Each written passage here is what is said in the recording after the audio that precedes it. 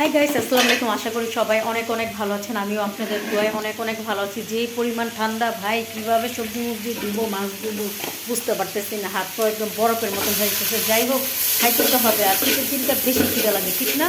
তাই আজকে সিম আর আলু দিয়ে শুটকি রান্না করবো। চাপা শুটকির মতন একটু এটা রান্না করবো। আর সাথে হলো আপনার এই যে লটকা মাছ রান্না করবো। তো আপনারা কীভাবে লটকা মাছ খান আমি জানি না। তো আমরা কীভাবে লটকা মাছ খাই সেটাই আপনাদের সাথে শেয়ার করবো। আর সাথে আছে করলা ভাজি।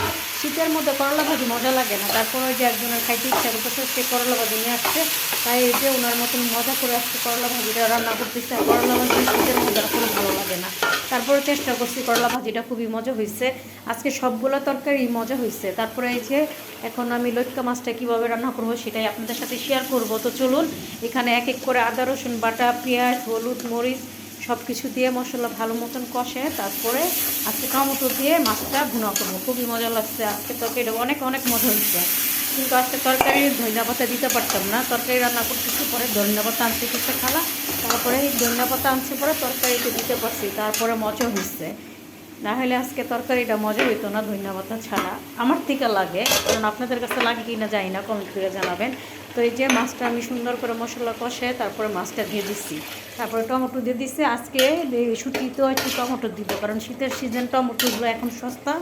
এখন যদি টমেটো না খাই তাহলে কবে খাবো? এই যে টমেটো দিয়ে জল দিয়ে দিলাম, শুটকিটা একটু মাখা মাখা থাকবে। আজকে অনেক দিন পরে সিম আলু দিয়ে টমেটো দিয়ে একটু শুটকি রান্না করতেছি, কারণ ঢেল ঢেলে আর মজা লাগে না, মুখের রুচিও চলে যায়। মাঝে মাঝে একটু শুটকি মুটকি খাইলেও ভালো লাগে। তো এই যে আমার মাছ বোনাটা, এটা তো নরম মাছে বেশিক্ষণ লাগে না। এই তো মাছ বোনাটা আমার হয়ে গেছে, আর আমি ধন্যবাদ দিয়ে দিছি।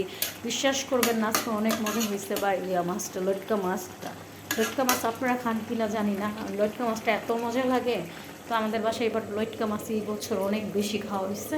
আর তারপরে শুটকিতেও ধন্যবাদ দিয়ে দিচ্ছি। তারপরে সব কিছু হয়ে গেছে। আজকে ডাল রান্না করিনি, প্রচুর ঠান্ডা, প্রচুর ঠান্ডা। তরকারি কাটতে গেলেও আমার হাত পা কাপ উঠে গেছে। আমি যে বয়স করতেছি তাতেও আমার অনেক কাপ উঠে গেছে, কি করবো বলে। এই তো আমার রান্নাবান্না হয়ে গেছে। আপনারা খেতে চাইলে চলে আসবেন। আর আমার রেসিপিটা ভালো লাগে তাহলে বাসায় অবশ্যই ট্রাই করবেন রান্না করে।